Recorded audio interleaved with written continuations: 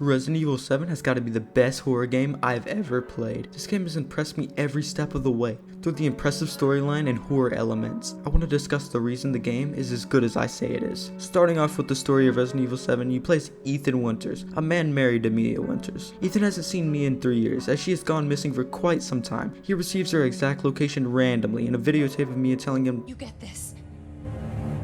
Stay away." Ethan disregards the warning and goes to the spot Mia's been captured at. You arrive at a giant Louisiana mansion surrounded by swamps. This place has multiple guest houses, bigger than the normal houses also. You arrive by car and start to walk through the path to the front door. You see this mysterious man walk by, but you can't catch a look at his face. When I first played this game, I never knew who this character was, but after playing through it again and seeing some footage from behind the scenes, it's actually Jack Baker, one of the main villains slash residents of this house. You finally get into the door and this house is abandoned. It has garbage all over, bugs all over it. The fridge is stocked with rotten, fresh, and seemingly human intestines. You walk through the house and find a VHS. You put this into a VHS player and you start to play as three men who seem to be filming a ghost documentary show years before in the same house you just walked through. One of the crewmates gets separated and finds a secret lever to get into the hidden basement. The other two find the secret basement and follow in. The other two follow in and see the other guy get killed. And also, you know you get killed by Jack Baker because you can see his shoes. This scene is very effective at showing you where to go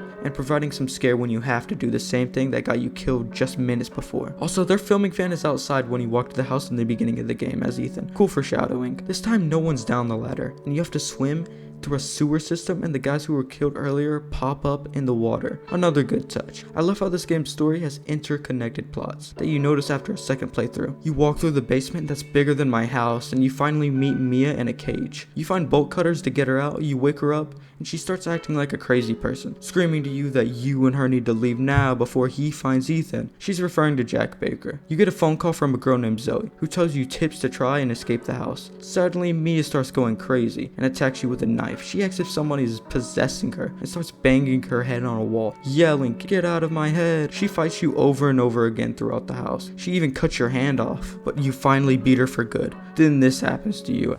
Welcome to the family, son.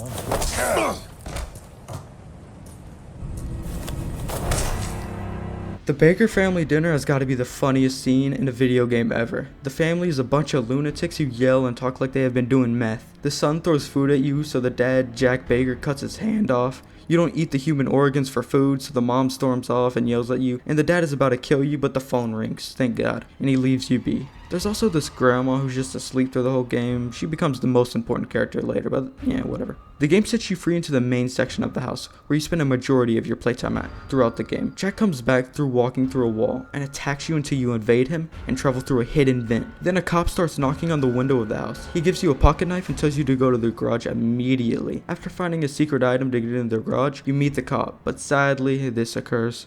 What about you? No, it's my job. Won't you do your job and tell me? Answer my questions. You're not gonna believe me if I told you. Try me. Hey, put that door back. Put that door back up. Put that door. You fight Jack Baker. He tanks gun bullets like nothing's happening to him. He has this giant axe, but he's pretty slow. Either he uses the car keys and runs you over, and you lose the boss fight and have to restart, or you find the car keys. You run him over until he pulls your roof off of your car and takes you for a ride into a support beam. You survive and he gets blown up. You go to leave and he's still alive until he pulls the trigger on himself. This fight makes Jack Baker feel invincible. You progress until you need a key for the other section of the main house. Once you unlock the next section of the house, you find another VHS and play through a flashback of Mia running from the crazy mom. You run through the guest houses, explore later in the game, and have to hide from her. If she sees you, you have to restart the mission. I don't understand you at all. This After doing the animal wood statue eagle puzzle, you unlock a crawl space into another room in the house. But this one's different from the other basement. Black mold monsters start to appear and have infinite health, it feels like. You travel through the basement until you get into a dungeon and have to fight Mr. Baker again. After walking through this room and hallway, you go into the basement again. You unlock a chainsaw and have a chainsaw versus chainsaw fight with him. The area around you is this dead body, bloody body bags hanging from the ceiling area. It has this very horrific feeling being down there. After defeating Mr. Baker again, after this you have enough items to escape the main house, but you can't leave yet. You travel through the outside swamp and its cabins above it. The mom finds you and tries to attack you, just like the Mia cutscene earlier. She attacks you with these monster mosquitoes at first. That's her main gimmick. You have a boss fight with her and she turns into a bug herself. After killing her with your shotgun or flamethrower you get throughout the game, the next big event is your fight against the son of the family, Lucas Baker. You find a VHS and you play as a guy who the son is torturing with puzzles and tricks years earlier. You then have to do the same tricks as Ethan, just like the ghost reporter scene earlier. The flashback shows you all you need to know to escape the torture as Ethan. You leave and travel through more swamp until you fight against the son, who transforms into a giant mold monster. This is a very easy boss fight. You learn that the reason the people have been acting this way is because of a disease caused by Evelyn. I'll talk about Evelyn in a bit. Ethan has 2 cures, but gets infected and has to use one on himself. You finally meet again with Zoe and Mia and are about to escape, but have to make one choice. Use the cure on Mia or Zoe. Mia's your wife, but has also tried to kill you and cut your head off, while Zoe has helped you with phone calls through the game, giving you advice and tips. If you pick Mia, she lives in the end. If you pick Zoe, both Zoe and Mia die. The canon / real ending is the Mia ending. After choosing between them, you get on a small boat and leave the swamp, until you get stopped by Evelyn and wake up and you're playing as Mia.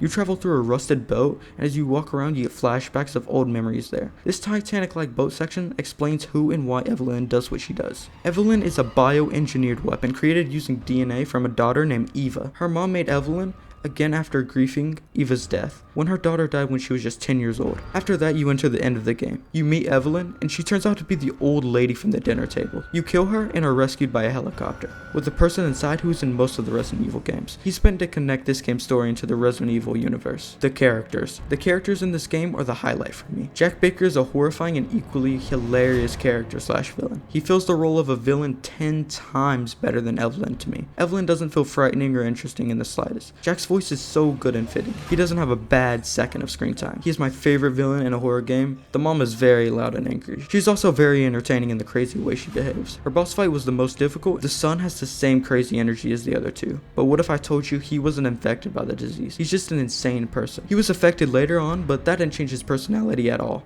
All it did was give him regenerative powers. These 3 make the game so much more memorable. They get cured later on in the game, and you talk with Jack Baker, the dad. Ethan. Free my family. Please.